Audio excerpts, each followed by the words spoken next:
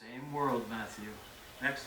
Besides, what else are you going to do with a mind like Matthew, they're talking about you. Do you remember this, Luke?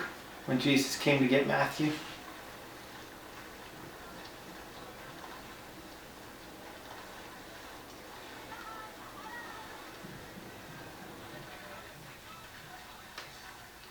Matthew. Do you see how scared Matthew looks?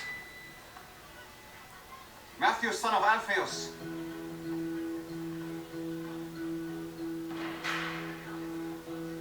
Yes. Follow me. I'm so glad you answered yes. Hello everyone. Welcome to OSM, Operation Safe Mode. Peace be with you. Today I'm sitting here with four of my best friends, Matthew, Mark, Luke, and John. And we're watching a little bit of the YouTube channel video Chosen. It's a wonderful series that I binged during Holy Week, and Matthew, Mark, Luke, and John really enjoyed it, especially this episode when Jesus calls Matthew to himself. It's a beautiful scene. I don't know if you noticed that Matthew was crying a little bit because remembering how Jesus emotionally moved him to become not a tax collector anymore, not a sinner anymore, but to truly become that evangelization tool of the gospel, as well as being forged in its own sacrifices into the life of a saint. What I would like to do today for you is just kind of share some of my favorite safe mode movies that I've been watching while we've all been sheltered in. Sometimes I watch them here with the evangelists, and sometimes I just watch it at home with a bowl of popcorn. Some of them you're probably familiar with. You've probably heard me talk about them in the past, but I just wanted to share a few with you, so if you're getting a little stir crazy, it'll give you something holy and spiritual to watch. My favorite two movies that are right now present on Netflix videos, if you have Netflix on your television or on an app on your phone, you could watch these. The first one is about Pope Francis. It's a story more so about who is the man who becomes our Pope. And he is a man of his word.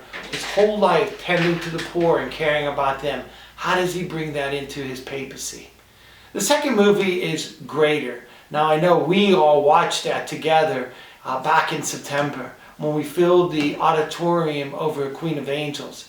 It's a beautiful story about a young man who desires to be a football player, and he becomes not only a football player, but he gets drafted into the NFL.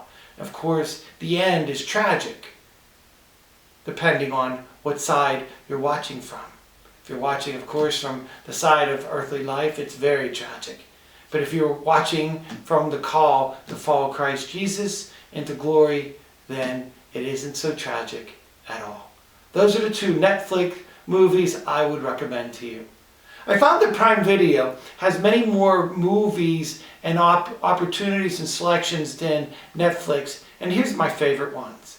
Of course, The Passion. Most of us have seen that, have cried through it, have been overwhelmed with the reality of what the suffering of Christ was like. In the Easter season, we perhaps don't think so much about Jesus' suffering, but it is a good reminder that while we suffer through this, in this safe mode, it is Jesus' way. He's called us to follow him. A beautiful movie on Mother Teresa. Sometimes Mother Teresa kind of is left in the wind now that she's a saint. We kind of forget about all the works that she did because we don't see them on the news anymore. All the more reason why we have to do the work that she did, so that not only her legacy, which is less important, but the mission of Christ and his church continues.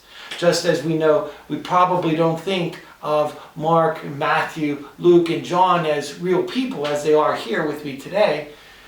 But when we read the Gospels and we share that message, their lives continue to foster faith. Another movie, my absolute favorite movie of my whole entire life, is Jesus of Nazareth. It's an old movie from the 70s. Actually, it was probably the first religious mini-series that was put out. It was the first Catholic teaching that I ever binged with my young friends. We were just 12, maybe 14 years old, and watched the whole thing. And really, this Jesus became the Jesus always that is living in my mind when I think of him, when I preach the gospel, when I desire to follow him closely. So Jesus of Nazareth has become such an important film that I want to use it as a complete catechetical teaching tool for the 7th grade next year. Also, an oldie but a goodie, and I mean a real oldie. You know it's old if it was filmed before I was even born. It was called The Greatest Story Ever Told. My dad talked about it quite often. And then there's a movie on Padre Pio. We know a lot about Padre Pio. He was a stigmatist. He could bilocate. That's one of the things I would like to do. You know how often I say, when you ask me how I'm doing, I said, oh, I'm doing great. The only way I could be better if I was twins. And I always think about bilocating. Bilocating to one parish while I'm at the other, getting twice as much work done. And the final movie is one that we also watched together. Remember, we went to the Lamp right after Easter and we watched the movie Risen.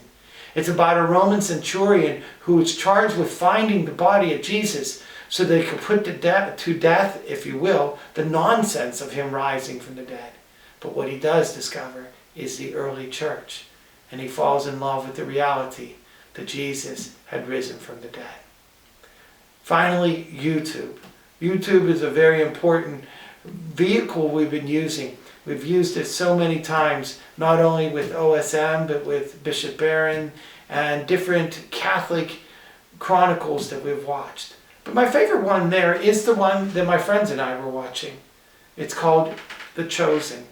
Simply just type it in. I mean, you might have to take out Operation Safe Mode and put that aside for a second and put in The Chosen YouTube and it'll come right up. And you could binge those episodes. It's a beautiful way to find how Jesus' friends saw him. The whole series is about Mary Magdalene, Nicodemus, Levi, Peter, all those that we know so well. How did they encounter Jesus the first time? And what was it about Jesus that made them fall in love with him?